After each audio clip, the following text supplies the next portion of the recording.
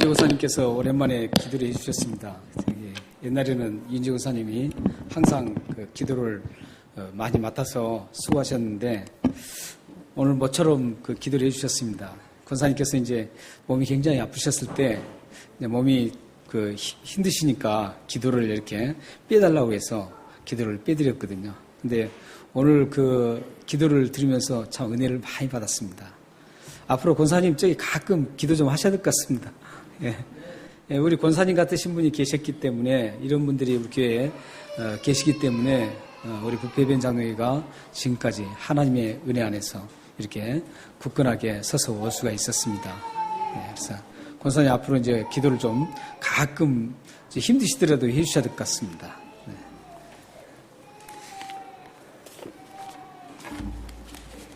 네, 저 예선교회 이제 헌신 예배를 사실 다른 강사님들이 좀 오셔서 해주시면 좋은데 강사 섭외도 그렇고 또 해서 오늘 제가 이제 말씀을 전하게 됐습니다. 여성교회 헌신 예배를 드린다고 해서 제가 성경에 나오는 그 여인들에 대해서 여인들의 발자국을 쭉 한번 추적을 해보았습니다. 그래서 성경에 나온 여인들을 생각하면서 쭉 한번 살펴봤어요.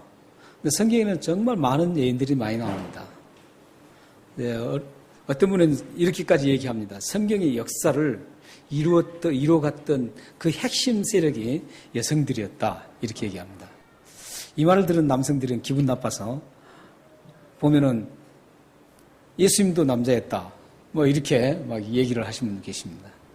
그리고 바울도 남자였다. 이렇게 주도적인 사람들은 남자였는데 무슨 소리냐 이렇게 하는 분도 계십니다. 근데 그렇게 주도적인 분들이 남자들이 그렇게 했지만 실질적인 성경 역사를 이렇게 쭉 보면 그 내면에 보이지 않게 묵묵히 하나님의 그 일들을 묵묵히 이룰 수 있도록 기초를 닦고 말없이 순종하고 헌신했던 분들은 사실은 보면 여성들이었습니다. 그래서 여성들도 굉장히 많은 분들이 나와요. 많이 나오는데 여성분들도 다양한 모습으로 나옵니다. 어떤 분은 굉장히 그 용감한 여성도 있습니다. 그리고 기도를 참 깊숙이 하는 여성도 있고 슬픔에 잠겨서 다 울었던 여성도 있고 또한 어떤 여성은 겁이 많은 여성도 있고 또 감사가 넘치는 여성도 있었고 참 이렇게 헌신을 열심히 했던 말없이 헌신했던 그 여성도 있고 이런 많은 다양한 여성들이 성경 속에 쭉 흐르고 있습니다. 오늘 우리가 나누게 되는 말씀에도 그 사마리아라는 그 도시에 그 도시 중에서도 한 동네인 수가라는 동네에 한 그 여인이 지금 등장하고 있습니다. 이렇게 오늘 이 성경에 나온 이 사마리아라는 그 도시는 당시에 약 4만 명의 그 인구가 살았다고 합니다. 4만 명의 인구가 살았는데 그 도시는 사마리아는 사실은 굉장히 많은 천대를 받고 멸시를 받았던 그런 도시였습니다. 사마리아 지역이 얼마만큼 그 멸시를 받고 무시를 당하고 천대를 받았냐는 단적으로 증명할 수 있는 그 성경이 보면 오늘 본문 속에서도 나옵니다. 많은 사람들은 유대의 많은 사람들은 사마리아 땅조차 밟기를 싫어했습니다. 자신의 발이 그 사마리아 땅에 가는 것조차도 불결하다고 생각했습니다. 그래서 사마리아를 통해서 사마리아를 통해서 가야 할 그 지역들이 많았는데 그 사마리아를 통해서 가면 쇼커트로 해서 빨리 갈 수 있는 길인데도 불구하고 그 불결한 땅을 밟기 싫다고 그 사마리아 땅을 통과하지 않고 많은 시간을 허비하면서 돌아서 땅으로 가는 그런 기록들이 참 많습니다. 이처럼 이 사마리아 땅은 유대 사회에서 버려진 땅이었습니다. 그리고 철저하게 무시되었던 땅이었고 철저하게 소외된 땅이었습니다. 이 땅에 이 여인이 살고 있었습니다. 그런데 이 사마리아 땅이 무시당하는 그 이유가 한 3가지가 있습니다. 3가지가 있는데 하나는 역사적 배경으로서 이 아수르와 알렉산더 대왕이 그 지역 전체를 제패하면서 펼쳤던 정책 중에 하나가 민족 이주 정책이었습니다. 많은 민족들을 이주시키는 겁니다. 그런데 그 중에 한 지역이 사마리아가 선택되었습니다.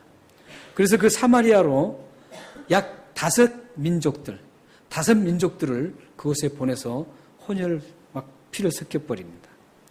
그러니까 사마리아는 그때까지 북이스라엘의 수도로서 아주 순수한 혈통의 그 이스라엘 사람들이 살았는데, 이런 이주 정책으로 인해서 5나라의 민족들이 들어와서 삶으로써 이제 막 피가 섞이고 순수 혈통이 없어져 버립니다. 사라집니다. 그래서 이 사마리아의 땅에 사는 사람들은 이제 유대인들이 볼 때, 다른 이스라엘 사람들이 볼 때 사마리아 땅에 사는 사람들은 우리와 관계없는 아주 불결한 순결을 잃어버린 이제 그런 민족으로 우리와 관계없다라고 생각했습니다. 그래서 멸시하고 천대를 했습니다. 같은 이스라엘 땅인데도 불구하고 그렇게 멸시를 했습니다. 또 하나의 이유는 예루살렘 성전에서 하나님 앞에 예배를 드리고 제사를 드려야 되는데, 이 사마리아는 예루살렘 성전까지 갈 필요가 없다고 생각했습니다. 그리고 자기들 나름대로 성전을 지어놓고 거기에서 예배를 드렸습니다. 거기서 제사를 드렸습니다. 그 모습을 본 다른 유대인들은 하나님의 성전은 오직 하나밖에 없는데 왜 또 다른 성전을 세워서 저러느냐. 그래서 정통성에 문제가 있다고 생각했습니다. 그렇기 때문에 정통성에 문제가 있는, 혈통도 전통이 아니고 이제 하나님을 섬기는 성전까지도, 종교적인 전통까지도 없는 그 사마리아를 아주 무시하고 천대하고 아주 소외시켰습니다. 그리고 또 하나의 이유는 이스라엘 다른 모든 지역은 성경을 모두 다 인정하고 있었습니다. 그런데 이 사마리아 지역만큼은 이 성경을 다 인정하지 않고 오직 모세 오경만을 인정을 했습니다. 모세 오경만이 성경이라고 생각하고 이 모세 오경만이 우리를 하나님께로 인도하는 그런 성경으로 생각하고 살았습니다. 그렇기 때문에 모세 오경 이외의 선지자들, 엘리야라든지 다니엘이라든지 이런 선지자들을 아주 우습게 여기는 겁니다. 오직 모세 한 사람, 이 사람만이 우리의 최대 선지자였고 우리를 인도해주는 그런 성경을 기록한 모세 오경만이 자기들의 성경이라고 봤습니다. 그렇기 때문에 이들의 경전도 전통성이 없었습니다. 그러므로 이 세 가지 이유를 다 통틀어 보면 한마디로 정통성이 없는 겁니다. 전혀 이스라엘과 관계없는 사람으로 이제 낙인 찍혀서 그들은 철저하게 무시당하고 멸시당하고 천대당하고 소외당했습니다. 우리 이제 같은 시드니에서도 보면 멸시당하고 천대받는 그런 것까지는 없는데 지역적으로 좀 다른 생각들을 가지고 있습니다. 저하고 같이 친하게 교제하는 목사님 자제분이 시드니 대학을 들어갔습니다. 근데 그분이 어디 사냐면 웨스턴 쪽에 삽니다. 웨스턴 쪽에 사시는데 그 자제가 이제 시드니 대학 들어가서 이제 자기 소개를 쭉 하는데 누가 어디 사느냐 이렇게 소개를 했답니다. 소개를 하는데 내가 웨스턴 지역에 이제 구체적인 어디라고 말 않겠습니다. 저기 블랙타운 근처입니다. 블랙타운 아니고 웨스턴 지역에 산다 그러니까 이 노스 쪽에 사는 그 아이들이 깜짝 놀래더래요. 그러면서 아니 어떻게 그 위험한 지역에 사냐 이렇게 얘기하더래요. 자기는 전혀 문제없이 살아가는데 이 노스 쪽에 사는 아이들은 그 지역을 굉장히 위험하게 느낀다고 그래요. 한 번은 이제 그 애들을 초청을 했대요. 집으로 초청을 하는데 그 웨스턴 지역에 들어서는 순간부터 막 두리번거리면서 긴장을 막 하더래요. 그래서 굉장히 막 불안해 하더래요. 그래서 그 지역을 떠나면서 이제 편해지더라는 것이죠. 이 지역이 사실 어떤 그 지역이라고 해서, 웨스턴 지역이라고 해서 나쁜 사람, 좋은 사람 없고 나쁜 사람만 있나요? 그렇지 않잖아요. 웨스턴 지역이라고 해서 잘 사는 사람만 있고 못 사는 사람만 있는 게 아닙니다. 이 노스 쪽에도 못 산 사람 있잖아요. 저처럼 못 산 사람도 있어요. 여기 웨스턴 지역에서 또 나쁜 사람도 있어요. 여기 범죄가 없나요? 범죄 있어요. 물론 어떤 평균적인 어떤 그런 수치 때문에 그런 얘기가 나왔겠죠. 사실 우리가 어디 사나 사실은 관계없어요. 어디 살아도 그 사람을 무시해서도 안 돼요. 근데 이스라엘 사람들은 사마리아 산다는 그 사람들을 무조건 무시하는 거예요. 그리고 천대하는 겁니다. 그 지역은 이런 지역이다 해놓고 모든 사람들을 같이 모두 묶어서 그렇게 생각을 하는 거예요.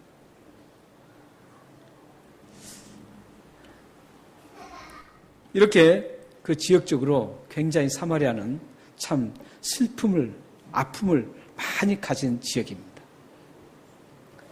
그런데 예수님이 지금 이 지역을 통과하는 겁니다. 이 수가성 여인, 사마리아에서도 한 동네, 수가라는 그 동네에 한 여인이 있습니다. 근데 이 여인은 더 비참합니다.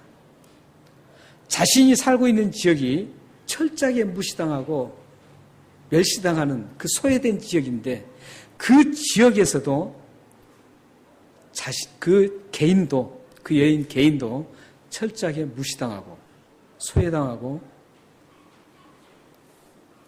아주 그 천대를 받는 그런 상황이 있습니다. 그렇기 때문에 이 여인은 지역의 어떤 지역성으로 인한 어떤 멸시도 당하지만 개인적인 멸시도 당하고 천대도 당하는 그런 상황이었습니다.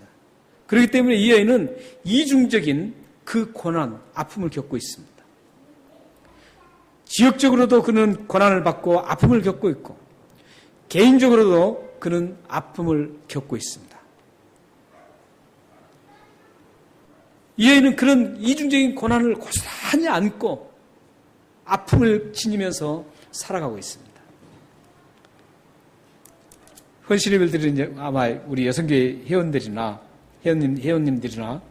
우리 여기 계시는 모든 성도님들은 이 여인하고 비교하면 비교할 수 없을 만큼 여러분들은 행복한 분들입니다. 안 그런가요? 이 여인보다 더 불행하다고 생각하신가요? 비교할 수 없을 만큼 여러분들은 행복을 누리고 살고 계세요. 하나님 앞에 정말 감사해야 됩니다. 물론 상대적인 감사는 잘못된 감사지만 여러분들은 지금 나에게 주신 이 상황이 얼마나 하나님 앞에 감사하고 살아야 될 것인가, 이것을 놓쳐서는 안 됩니다.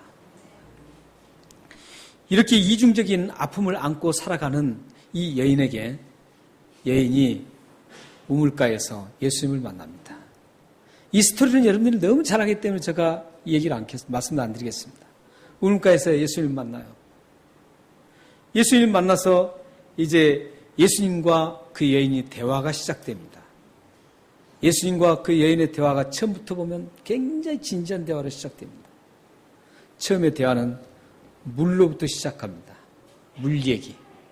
나에게 물을 좀 달라 하면서 이제 대화가 시작됩니다. 그러다가 그 대화가 어느 정도 흐르면서 물 이야기에서 이제 지역 감정 얘기로 나갑니다. 사마리아와 다른 지역의 그 지역 감정 얘기가 나옵니다.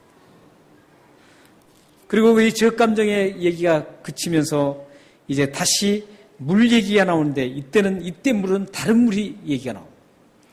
영원히 목마르지 않는 생수 얘기가 나옵니다. 이런 생수 얘기가 계속 나오다가 마침내 여인이 감춰두고 드러내고 싶지 않았던 그 처참한 여인에게 가장 아픔이 된 그 남편 얘기가 나옵니다. 이 남편 얘기에서 이제 이 여인이 마음이 완전히 녹아내립니다.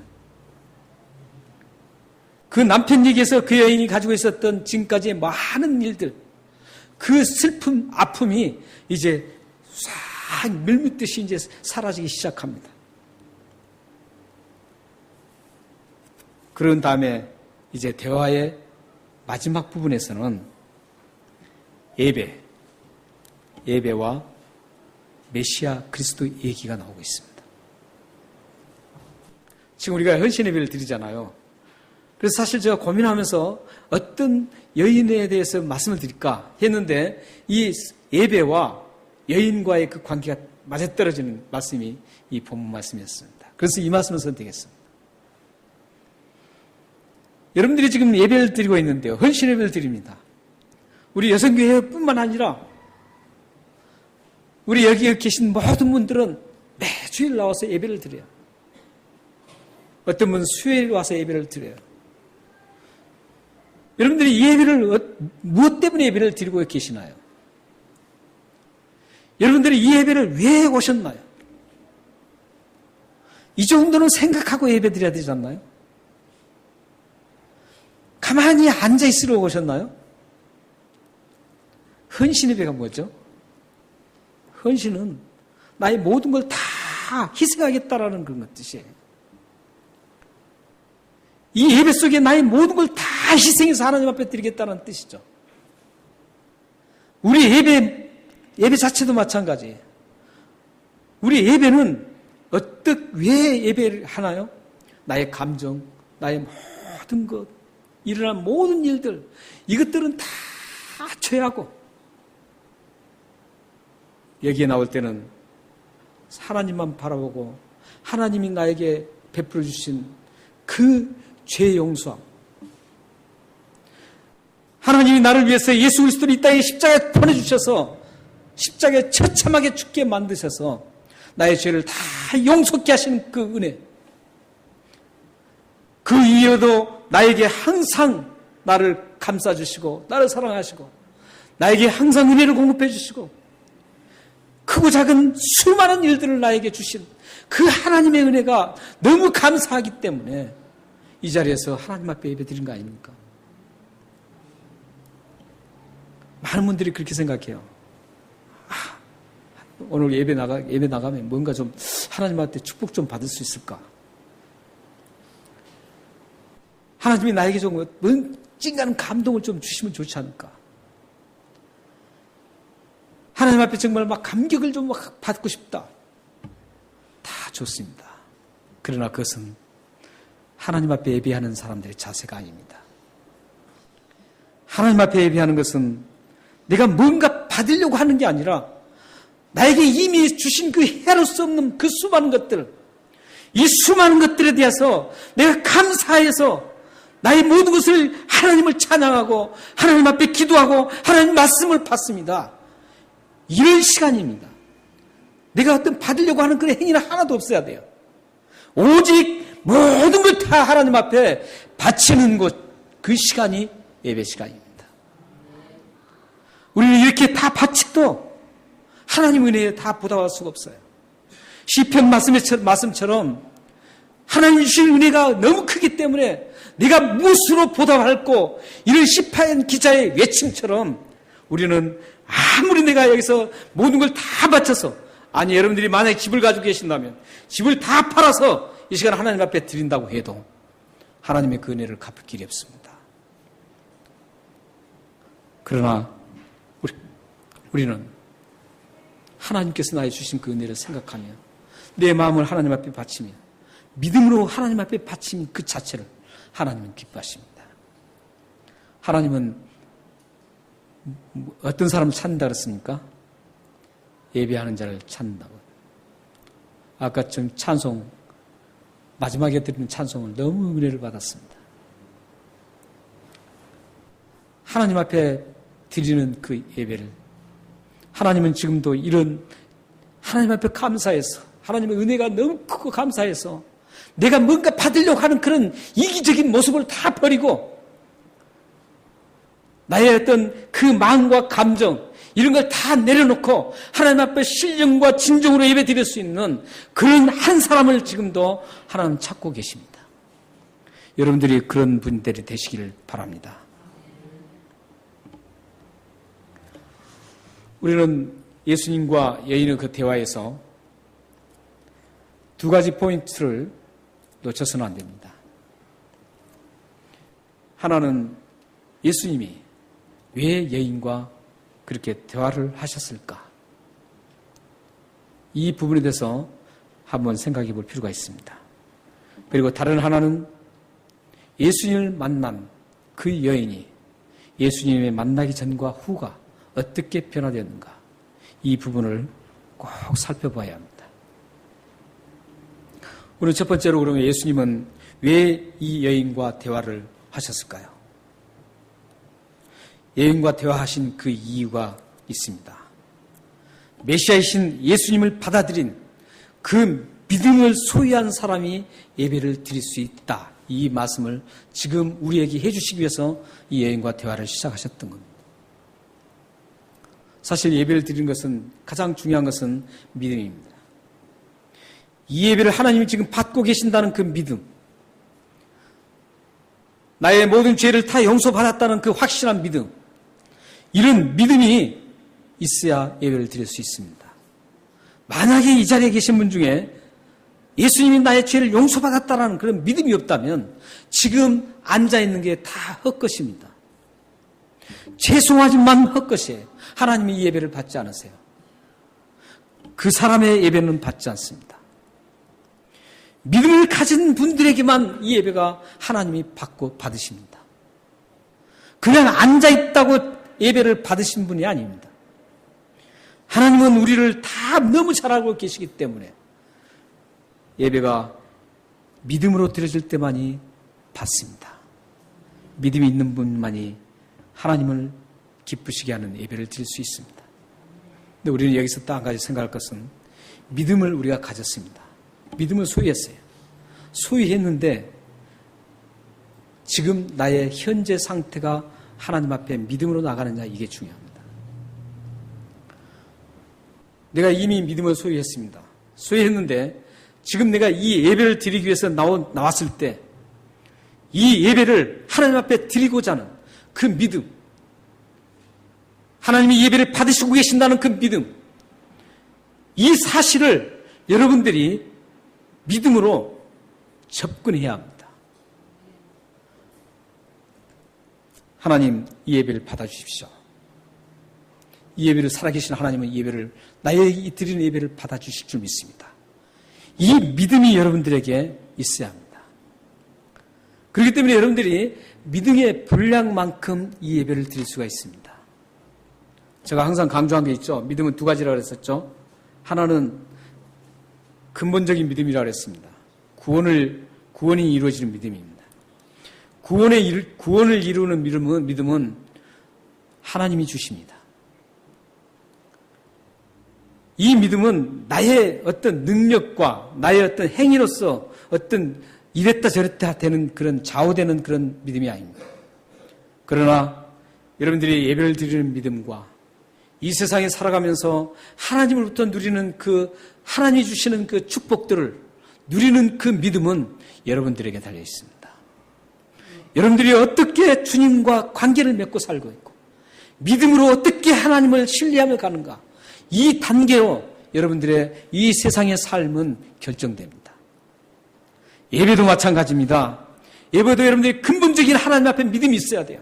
하나님 받으세요. 그런데 이 예배에서 하나님이 기뻐하시는 그 예배로 온통 드릴 수 있느냐, 아니면 조금밖에 드리지 않느냐, 아니면 아예 드린 것 없이 끝나느냐, 이 결정은 여러분들의 믿음에 달려 있습니다. 믿음의 분량입니다. 여러분들의 믿음의 분량을 늘릴 필요가 있습니다. 믿음의 분량이 여러분들이 늘어나야 됩니다. 예를 든다면 헌신도 믿음의 분량대로 헌신하게 됩니다. 헌신하고 봉사하는 것들 있죠. 여러분들이 많이 헌신하고 봉사해요. 그런데 그 봉사와 헌신이 하나님이 받으시는 헌신 봉사가 되려면 여러분들이 믿음의 분량만큼 하나님 받으세요. 이거 확실하게 아셔야 됩니다. 여러분들의 믿음이 이만큼이면 여러분들이 이만큼 헌신을 했어도 하나님은 이만큼밖에 안 받습니다. 왜 그러신 줄 아세요? 나머지 것은 믿음이 분량이 이만큼 됐는데 더 했다면 그것은 분명히 자기 과시를 하기 위해서거나 아니면 분명히 그곳에서는 믿음 외의 것이기 때문에 거기서 분명히 다른 어떤 분란이 일어날 가능성이 있습니다. 믿음만큼 받으시는 거예요. 여러분들은 그 믿음을 늘려야 돼요. 그래서 여러분들이 헌신을 많이 하실 때 성경에 보면 디모데후서 3장에 분명히 말씀하죠. 하나님의 사람으로 온전케 된 후에 항상 제가 말씀드리죠. 온전케 된 후에 하나님의 선한 일을 감당할 수 있다라고 분명히 성경은 말씀하고 있어요. 성경의 모든 원리는 그렇게 돼 있어요. 이랬다 저랬다 하잖아요. 그래서 여러분들 자신이 헌신을 할 때도 믿음의 분량대로 헌신해야 하는 겁니다. 그래야만 그게 하나님 받으시는 거예요. 그러니까 여러분들 나의 믿음이 얼마만큼 되는가 이걸 측정할 길들을 많이 가지고 있어야 됩니다. 제가 가끔 설교할 때 믿음이 얼마만큼 성장됐는가 그걸 말씀드리잖아요. 그런 부분들을 잘 체킹하시면 여러분들 자신이 내가 밀린 믿음이 얼마만큼 되는가를 알 수 있습니다. 사랑하고 용서하는 것도 마찬가지입니다. 사랑하고 용서하는 것도 보면 무조건 다 사랑을 못합니다. 믿음이 좋은 사람일수록 나에게 아주 첨예하게 달려든 사람까지도 용서를 합니다. 믿음의 분량에 따라서 용서가 되지 믿음의 분량 외에 용서가 이루어질 수 없습니다. 예수님의 십자가에서 죽으신 그 모든 전 인류를 위해서 죽으실 수 있는 것은 예수님의 분량은 끝이 없는 완벽한 그런 용서를 할 수 있는 그 분량이 있기 때문에 그렇습니다. 여러분들도 내가 이 사람에 대해서는 내가 용서를 참 잘한다. 저 사람 저런 부분에서는 내 용서 안 된다. 이것은 그리스도인으로서 참 어긋난 어긋난 것들이죠. 그만큼 믿음의 분량이 짧다는 것이죠. 분량이 적다는 겁니다. 용서를 많이 하는 분들 보면 믿음이 확실히 큽니다. 분량이 커요. 그러니까 예를 들어서 여러분들에게 자꾸 가시 같은 존재들이 있지 않습니까? 살다 보면. 가시 같은 존재가 남편일 수도 있어요. 그리고 가시 같은 존재가 부인일 수도 있습니다. 또 우리 교회 지체들 가운데 또 있을 수 있어요. 또 밖에 예수님이 있지 않는 그 밖에 사람들이 나에게 항상 가시가 되는 사람도 있습니다. 그런데 여러분들은 그걸 잘 좀 생각하셔야 돼요. 그 가시를 하나님께서 붙여주셨다는 사실이에요. 그러한 나를 찔리게 하는 사람들을 그 사람들 나에게 붙여주셨어요. 하나님이. 왜 그런 줄 아세요? 믿음의 분량을 늘리려고 하시는 거예요. 가시가 찔리니까 아프죠. 힘들어요. 그러나 그걸 잘 대처하고 그 사람을 사랑하고 그 사람을 용서하고 이렇게 가면 나도 모르게 이 믿음의 분량이 확 늘어나는 거예요. 확장되는 거예요. 여러분들이 그 가시를 왜 하나님 저런 사람 나에게 붙여줬나 이렇게 할 필요도 없습니다. 그리고 그 사람에 대해서 왜 당신은 그러느냐 이렇게 할 필요도 없습니다. 하나님이 붙여주셨어요. 왜냐하면 여러분들을 그 가시를 통해서 믿음의 분량을 확 넓혀서 하나님의 영광을 크게 드러내기 위해서 이 세상에서 하나님께서 주시고자 하는 그 수많은 것들을 줘서 하나님의 일을 하나님의 영광을 위해서 크게 훌륭하게 멋지게 전 세계에 쓰임받기 위해서 그 가시를 붙여주신 거예요. 믿으시나요? 그렇기 때문에 여러분들 그런 찔림 있는 분들 남편이 만약에 나를 찔린다 그러면 이 가시 나에게 하나님 붙여주셨구나 이렇게 생각하세요. 우리 지체들 가운데서 나를 항상 찔리게 하고 못마땅하게 생각하는 그 사람은 하나님 나를 붙여주셨구나 나의 믿음의 분량을 위해서. 밖에서도 나에게 항상 걸거치는 사람들 말을 함부로 하고 기분 상하게 하는 사람들 이런 사람들을 나에게 붙여주셨구나. 나의 믿음의 분량을 늘리려고 하는 하나님의 작업이시구나. 이걸 생각하시길 바랍니다. 우리는 이런 헌신이나 사랑, 용서, 이 예배, 이 모든 것들이 믿음의 분량에 의해서 결정된다는 겁니다. 그렇기 때문에 여러분들이 이 믿음의 분량을 늘리셔야 됩니다. 마태복음 9장 28절 30절에 나온 그 말씀에 보면 예수님이 가시는데 소경이 다윗의 자손이여 나를 불쌍히 여기십시오 막 외칩니다. 그랬을 때 예수님께서 그 소경에게 외치면 너가 정말 내가 너를 고쳐줄 수 있는 능력이 있다고 생각하느냐? 믿느냐? 그래요. 그러니까 네, 믿습니다. 그래요. 그때 예수님이 뭐라고 말씀하시냐면 내 믿음대로 될지어다 이렇게 말씀합니다. 믿음의 분량대로 된다는 것이죠. 믿음의 분량대로 여러분들의 영적 삶이 누려지게 되고 믿음의 분량대로 하나님은 여러분들을 사용하십니다. 여러분의 모든 삶이 믿음의 분량이 확 넓어져서 하나님 앞에 이 예배를 드릴 때 온전히 모든 예배를 하나님 앞에 드리는 그런 귀한 복이 있기를 바랍니다. 여러분의 믿음의 분량이 확 넓어져서 어떤 사람도 다 사랑할 수 있고 어떤 사람도 용서할 수 있고 여러분의 헌신이 하나님 앞에 연락되기를 소망합니다. 그래서 여러분들의 모든 가정과 삶이 하나님 앞에 위대하게 쓰임받기를 소원합니다. 이 여인이 예수님 만나기 전후에 달라진 모습이 바로 이런 부분이었습니다. 이제 이 여인은 지금까지 예배를 어떻게 드려야 할지를 몰랐지만 예수님을 만난 후에 그는 믿음이 생겼습니다. 그리고 신령과 진정으로 예배드릴 수 있는 것을 알았습니다. 그리고 그는 그 메시아를 알아보았습니다. 그리고 그는 물동이를 버리고 지금까지 자신과 단절되었던 자신의 아픔을 줬던 그 동네로 들어갑니다. 그리고 그 동네에 들어가서 내가 예수 그리스도를 만났다. 그리스도를 만났다. 메시아를 만났다. 그 메시아를 너희들도 와서 한번 보라고 선포합니다. 사랑하는 여러분, 여러분은 예배를 왜 드립니까? 헌신 예배를 왜 드립니까? 나의 믿음의 분량을 넓히고 하나님이 나에게 주신 그 수많은 은혜를 감사해서 드리는 시간입니다. 이 여인처럼 여러분들이 이 믿음이 생기고 하나님 앞에 신령과 진정으로 예배드릴 수 있는 그런 여러분들이 되시길 바랍니다. 또한 이 여인이 동네로 들어가서 자기가 자기에게 아픔을 주었던 그 수많은 사람들을 다 포용하고 용서하고 그런 믿음의 분량을 가진 그 여인으로 바꿔져서 그 마음속에 기쁨이 가득하고 평화가 가득하고 그 여인이 아름답게 쓰임받았던 그 역사를 여러분들 삶 속에 성취되기를 바랍니다.